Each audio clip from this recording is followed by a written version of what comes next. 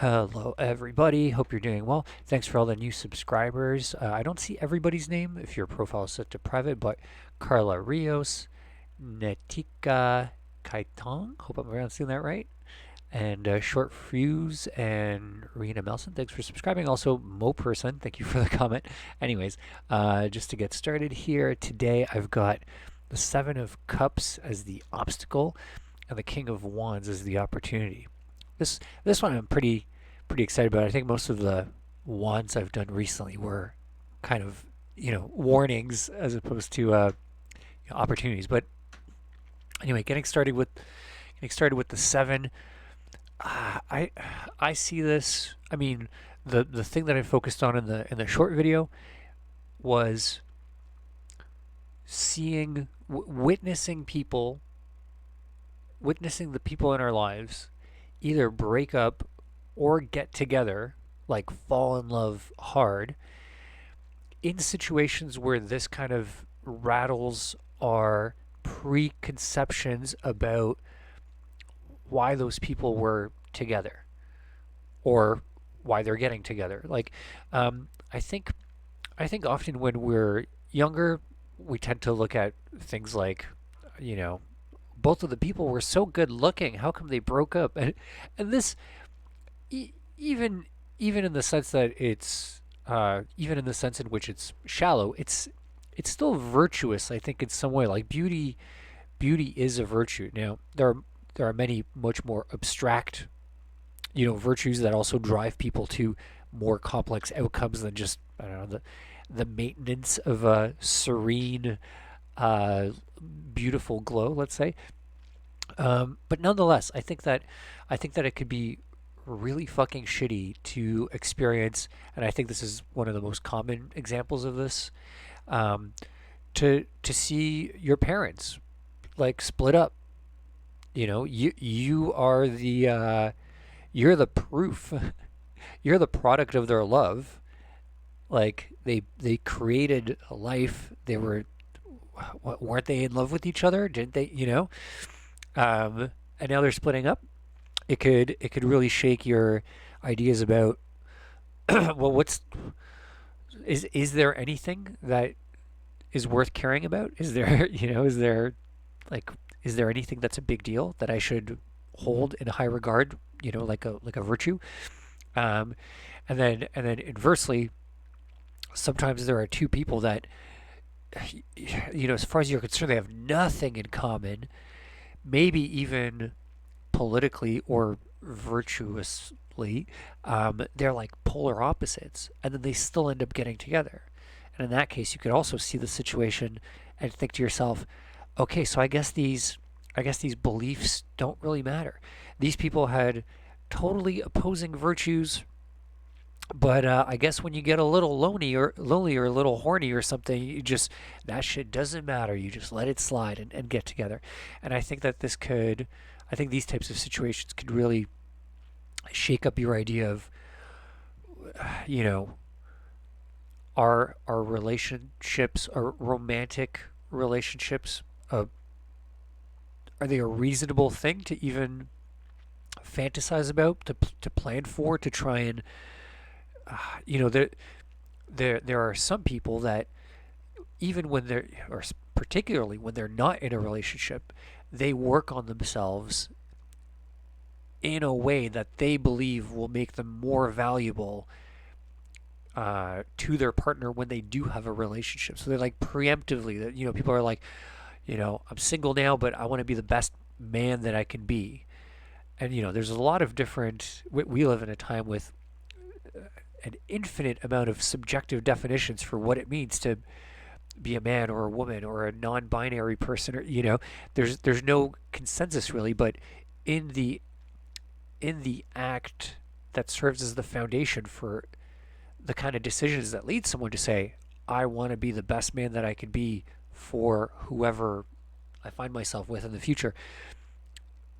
Those kinds of ideas are, they're founded on some virtue, some belief in some guiding virtue, which then creates a structure of morality, right? Like you need a pre existing virtue to be able to determine whether something is moral or immoral. Um, and yeah, and I think this card symbolizes the the kind of volatility that you could see in the world, particularly on a relatively small scale, like a, on the scale of a relationship here, a relationship there. We're not talking about what you think of the masses, all marriages are like this. All women are like this. We're not talking about those kinds of grand. We're just talking about the kind of experiences that have an influence on you that are, it's that couple, or it's your parents or whatever. But might be a personal breakup. You thought you were on the same page, and then maybe something really shallow and stupid seemed to get in the way. So is it even worth it to have those big guiding principles? And yeah, so I think the obstacle here is, you know, I think it's a pretty big deal. Potentially having that shaken, I would argue that no matter how bad things get, that having an aim is still going to be infinitely better than not having an aim. So I guess that's one of the reasons why I interpret this as an obstacle and something to be careful around and watch out for. But but yeah, I think visually, as far as the Waite Smith design of this card, I think it might kind of signify the if you're looking for like a visual cue, I think it's someone who is now shopping around for what's going to guide them, what's going to inspire them, and they have this multitude of goals in front of them. But sadly, my interpretation of this is like having seven having seven virtues that you're passionate about is not better than having one. There's a lot of sacrifices obviously that come with having one goal, namely the six other virtues, the six other directions that you can name at that are no longer there. But I think that the likelihood of attaining anything to some meaningful and satisfying degree is, attaining one is much more likely than having, like, chances are they're just going to pull you in different directions. But yeah, so I think I would say stick to your guns, stick to your beliefs. If you've got that thing that if you got that virtue that you feel is true and it inspires you, then don't doubt it when occasionally you see other people's adherence to their virtues, allegedly anyways, when we see that waver. That's the I feel like that's the challenge and the obstacle to overcome here. Flippity flip. And on the opportunity side, King of Wands. As always, there's a bunch of interpretations. The one that I went with today is there. I think it's fairly common for people to either be raised in single parent households, or even when the household isn't a single parent, for both of the parents to be like kind of on the, like, both of them on the sort of feminine side of the personality spectrum or on the masculine side, which as far as I see it, has nothing to do with the sex or the gender of the person. I'm just talking about things like degree of neuroticism, how open they are to new experiences. Are they introverted or extroverted? And I think that one of the advantages of having not only being raised in a two-parent household, but specifically a two-parent household where one parent is kind of on the masculine side, one parent's on the feminine side, and this still applies if you have a gay couple as parents or whatever. But being exposed roughly equally to a role model that's risk averse and a role model that isn't. And I think the ideal in that scenario is you're walking away with you've learned all the lessons from one of your parents about what all the benefits are of staying inside the environment that we can control and managing the economics of that internal environment, and then also from the other parent learning like in what ways going out into the unknown and managing risk and stress and dealing with chaotic unpredictable events, in what ways that could play out successfully. So I mean, some people unfortunately like their low risk aversion parent is like a gambling chaotic alcoholic. It's you it's pretty common to also have that demonstrated in the negative, where you're like, I'm never doing anything risky because one of my parents or both of my parents, they were just always out there doing crazy shit, and like that didn't lead anywhere good. But I think for the most part, there's a lot of I think it's pretty common to have the opposite sort of childhood, being in a being in an overprotective home, uh, being kept really safe.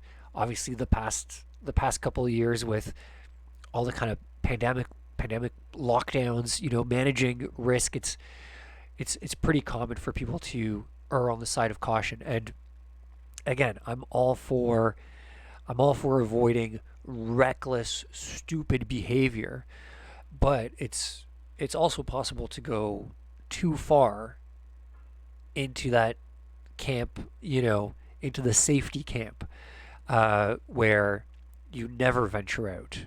You are like you're anxiety ridden when you confront what what many other people would consider to be minor inconveniences or minor unpredictable outcomes to events, right? Um, and yeah, and I think one of the ways of overcoming that, or at least beginning to work on it, is um, and especially if you never had one, finding some sort of role model, finding someone that can demonstrate to you both through their actions and also through the consequences of those actions, like someone who has been successful, someone who has experienced successful outcomes from going out there and making some risky actions. So if this was the king of coins, for instance, I would say, saving up money is great and it's important to have savings, have a rainy day fund, stuff like that. But there are plenty of people that just never stop saving. You know, they they never start to invest. They never start to use the money. They just lock it down perpetually. You hear about these people who like pass away, and it's like they had like millions and millions of dollars. Like they never treated themselves to a vacation. They never invested. They never started a company. They never like just saving up. So using that as an analogy with the King of Wands, in one sense, in the more kind of basic primal sense, wands are like the represent the sexual instinct. So in some ways, it can be an overprotective, overly careful attitude in terms of going out and interacting in the world sexually, flirtatiously. And again, I think this is like especially a thing now where a lot of people are like, you know, everyone's wearing masks. People are afraid to touch each other. People are afraid to interact with each other. Um, but then also in terms of creative endeavors, in terms of being able to, how can I put it, being able to, like creative individuals, particularly like the archetypes represented in the wand suit, they're creators, or at least I see them as artistic creators, but specifically the kind of artistic creators that they have a feeling and they act on the feeling and they creatively express that feeling, and it's an intuitive, automatic, impulsive process, right? Like the swords are well thought out, calculated. There's a theory, there's a hypothesis, work gets done, calculations get made. Wands are wands are I think very much so a suit representing the kind of actions and activities that are almost automatic. Like in martial arts, you train so that you can be on autopilot. That's what martial arts training is for. So you can surrender yourself to your reflexes essentially. Um, and I think this individual represents this kind of balance, or at least maybe balance is not the right word, but I see the queens generally as representing total mastery of the suit internally, in a sense, and then the kings are the ones that are, they're inside the suit, but they're also kind of looking to the outside. They kind of venture in and out. Um, yeah, so in that sense, I think the opportunity here is to, I mean, one thing you could do is you could ask yourself, who's the most not only daring and risk tolerant individual that I know, but specifically who has those characteristics and they're successful. You know, they they follow their instincts. I mean, by virtue of them being successful, they must know which instincts, on some level anyways, which instincts to ignore, because someone who is just reckless and impulsive, people generally tend to ruin themselves just following any impulse. But so one thing you could do is ask yourself, like, who do you know that is comfortable managing risk? They're not too neurotic, and also it seems like they're successful because of it. Um, and you could seek out their company just to start, like, just kind of absorbing some of that character. If you, particularly, this is pretty easy if you spend any time with charismatic, successful individuals. You kind of, you start absorbing some of their outlook. There's this charismatic osmosis, I think, that happens. But yeah, so one thing you could do is just kind of ask yourself that question, opportunity to sort of realize that someone that could be a great role model or mentor, or just someone to be inspired by. Um, but also possibly, it's possible that you actually don't know anyone like this. This is not uncommon, particularly for people that have been living a safe life. Possibly like a sheltered, safe life. Um, so in that case, I think the opportunity could be just in engaging in the process of inquiring, you know, who these individuals are. Where are they? Does anyone know someone that's you know, a daring creative type? Maybe someone who is great at improvising in their field of art. Someone, I mean, martial arts would be another thing, I guess.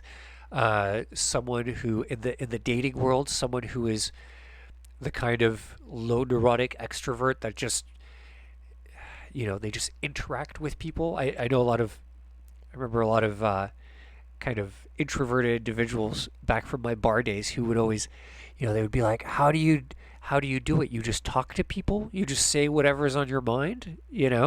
How do you know it's going to go over well? And it would always kind of blow their mind, be like, oh, I have no idea how things are going to go over. I just talk to people. I just say what I feel like saying. And some people like me, some people don't like me, some people, whatever, they're bored. Um, but yeah, but I remember having, I remember just some of those qualities of mine kind of rubbing off on some of these individuals, where they would see like, oh yeah, it's not that big of a deal when you see it happening in front of you. You could kind of, it could inspire you. But yeah, so I would say that's the opportunity to sort of either seek out that individual that could have that, the positive aspect of risk tolerance, some risk tolerance, or if you don't have that person, to maybe start looking for someone like that in your life. Like in general, I think it's a good practice to, if you don't have friends or acquaintances, or people in your life that are really great examples of certain personality archetypes, I think it's totally worth seeking them out, asking yourself the question, where would a person like this hang out? Where could I possibly meet a person like this? And sort of following those intuitions, amassing like the super group of friends or confidants or mentors. So I think that's the thing here. Yeah, and don't let the guiding virtue that you have, hopefully one, but maybe if you have a multitude of them, nonetheless, just don't let the general belief in devotion to a virtue get shaken when you see other people's adherence to their virtues crumble and fall away. Thanks for watching. Drop me a like if you enjoyed the video, and don't forget you can comment hashtag free reading if you would like to be entered into a weekly draw for a free one-on-one reading. Thanks again for watching. I'll see you tomorrow. Take care.